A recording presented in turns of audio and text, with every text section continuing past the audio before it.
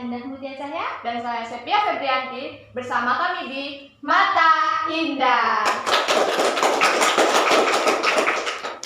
Seperti yang kita ketahui saat ini, banyak sekali berita-berita yang menyeleweng dari faktanya yang tersebar di masyarakat maupun di media sosial. Terus bagaimana sih pendapat kita sebagai umat yang beragama Islam terhadap kasus-kasus tersebut? Wah, pas banget nih pertanyaan kamu.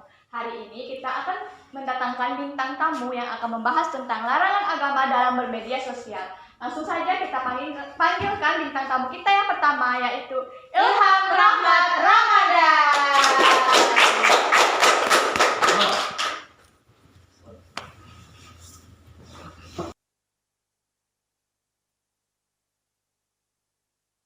Oke, bagaimana kabarnya Ilham? Alhamdulillah sehat.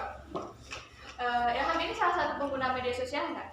Ya pasti sih, karena di zaman ini tidak mungkin orang tidak menggunakan media sosial. Kalau begitu, aplikasi apa sih di media sosial yang saat ini Ilham menggunakan?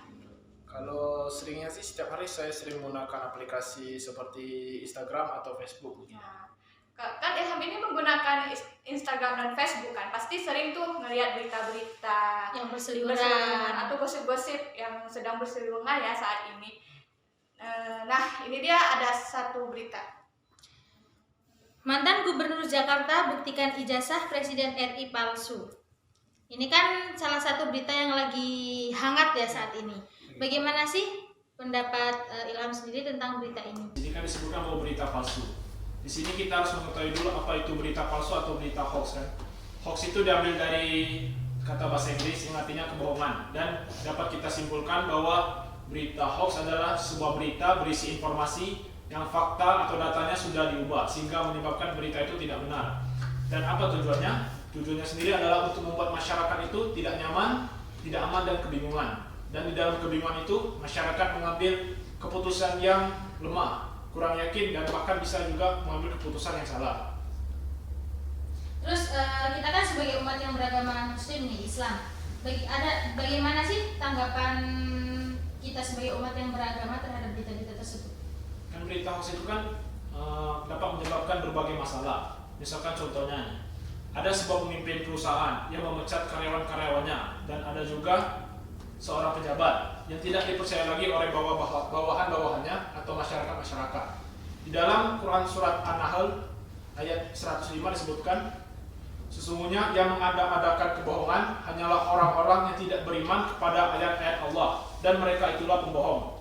Dan disebutkan juga di dalam Quran Surat Al-Hujurat ayat 6 disebutkan juga, wahai orang-orang yang beriman, apabila datang kepadamu orang fasik membawa suatu berita, maka periksalah dengan teliti, agar kamu tidak menimpakan suatu musibah kepada suatu kaum tanpa menyadarinya, dan kamu menyesal atas perbuatanmu itu.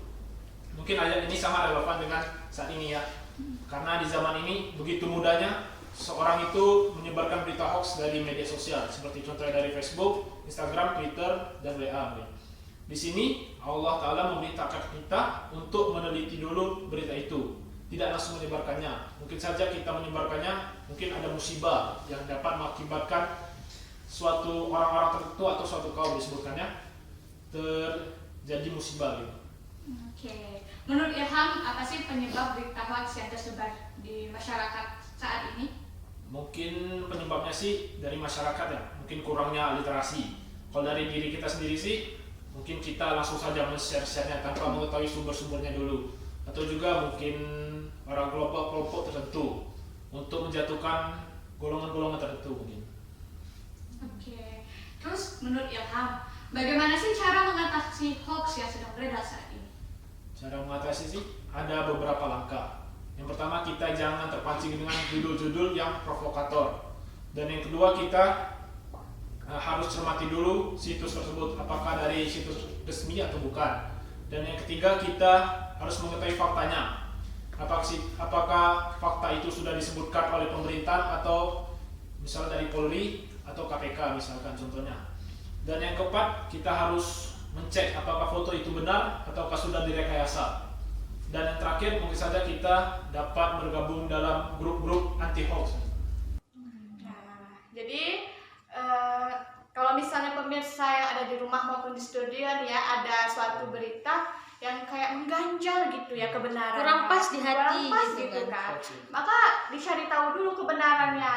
Misalnya kalau misalnya itu ada fotonya, dicari tahu dulu foto itu apakah benar Atau enggak. Terus kalau misalnya itu dari web, coba lihat deh situsnya, itu tuh situs yang sudah terverifikasi atau resmi atau enggak gitu.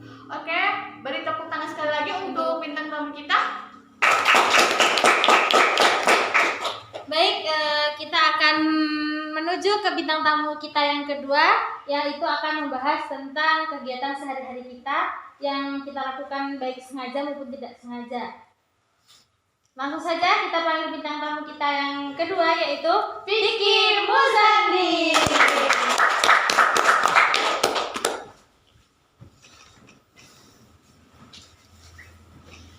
Bagaimana kabarnya saudara Vicky? Alhamdulillah baik, sampai saat ini diberikan oleh kesehatan. Alhamdulillah. Amin. Amin, amin. Berapa jam perjalanan dari rumah menuju ke 1 sini? jam tadi karena buru-buru tadi, jadi Lampu merah. agak cepat. Nah, terima kasih banget ya untuk Vicky yang udah datang ke sini jauh-jauh lah dari tempatnya kan. 1 jam. 1 jam menempuh jarak 1 jam ke sini. Oke, langsung saja. Baik, langsung saja kita masuk ke pembahasan. Seperti yang kita sudah singgung tadi di depan, kita akan membahas tentang kegiatan-kegiatan yang sering kita lakukan baik sengaja maupun tidak sengaja. Sekarang ini kan banyak golongan-golongan ya, atau circle. Ngumpul sedikit udah menggosip, ngumpul sedikit menggosip. Itu baik dari kalangan ibu-ibu, bapak-bapak, tante-tante, abang-abang, adik-adik bahkan. Kumpul-kumpul sedikit gibah, kumpul-kumpul sedikit gibah. Jadi pembahasan kali ini kita akan membahas tentang gibah. Bagaimana sih gibah sendiri itu menurut saudara Vicky? Ya, kita kembali ke definisi gibah terlebih dahulu, yaitu seorang yang menjelekan atau menyebarluaskan kejelekan orang lain, dan orang yang diceritakannya itu tidak senang atas yang ia bicarakan tadi. Di kalangan masyarakat sekarang banyak yang menganggap hal yang lumrah atau hal yang ringan kegiatan ghibah ini, padahal dalam hadis Rasulullah SAW menegaskan bahwasanya perbuatan ghibah lebih berat daripada perbuatan zina. Di sini Rasulullah menjelaskan bahwa apabila seseorang melakukan zina dan ia bertobat, maka dosanya akan diampuni oleh Allah Subhanahu wa taala. Sedangkan pelaku ghibah ini, kalau yang ia ghibahi tadi belum memaafkannya, maka dosanya belum diampuni, belum terhapus oleh Allah Subhanahu wa taala. Terus bagaimana sih pandangan kita sebagai umat yang beragama terhadap ghibah? Dalam surat An-Nur Allah menjelaskan bahwasanya innal ladzina yuhibbu an tasi'al fil ladzina amanu lahum azabun alim fid dunya wal akhirah wallahu ya'lamu wa antum la ta'lamun. Di sini Allah menjelaskan bahwasanya orang yang sering menceritakan kejelekan orang lain atau menyebarluaskannya, maka seseorang ini akan diancam siksaan dunia dan akhirat. Jadi bukan hanya dicatat oleh malaikat saja, tetapi juga diancam dari siksaan dunia dan akhirat. Jadi kita sebagai umat muslim harus berhati-hati dengan lisan. Sangat mengerikan ya kawan-kawan, dosa menghibah itu. Nah, kan emang udah jelas ya Islam itu melarang gibah gitu dan mendapat dosa yang besar. Tetapi apakah Islam itu mutlak untuk melarang gibah atau ada beberapa gibah yang diperbolehkan? Di sini ada sedikit ghibah yang diperbolehkan dalam Islam, dan ini disepakati para ulama. Untuk yang pertama yaitu ghibah ketika orang melaporkan informasi kepada pihak yang berwajib. Contohnya, jika orang ini sering main judi atau sering melakukan kezaliman, maka ia akan laporkan ke pihak yang berwajib di negara ini. Contohnya polisi, atau hakim, apalagi sebagainya. Yang kedua adalah orang yang meminta fatwa, contohnya minta fatwa. Contohnya di sini yaitu suami istri meminta pendapat kepada sang ustadz bahwasanya lelaki ini nih, suaminya ini sering melakukan maksiat judi, dan ia ingin mencari solusi agar suaminya tidak melakukan itu lagi, dengan syarat orang ini harus benar-benar tahu solusinya. Yang itu orang yang ketiga orang yang memperingati seseorang. Contohnya bahwa orang ini sering melakukan perbuatan buruk atau kezaliman. Jadi ia peringati agar yang lain tidak terjerumus atau tidak terjerumus ke maksiat, tidak mengikut. Yang keempat itu orang mengenalkan diri seseorang. Contohnya di sini mengenalkan diri si Fulan ini orangnya botak atau orang pendek. Jadi orang tahu ciri-cirinya. Jadi, ya itu saja. Nah, terus menurut Vicky nih ya, kira-kira apa sih pemicu dan cara mencegah gibah ini?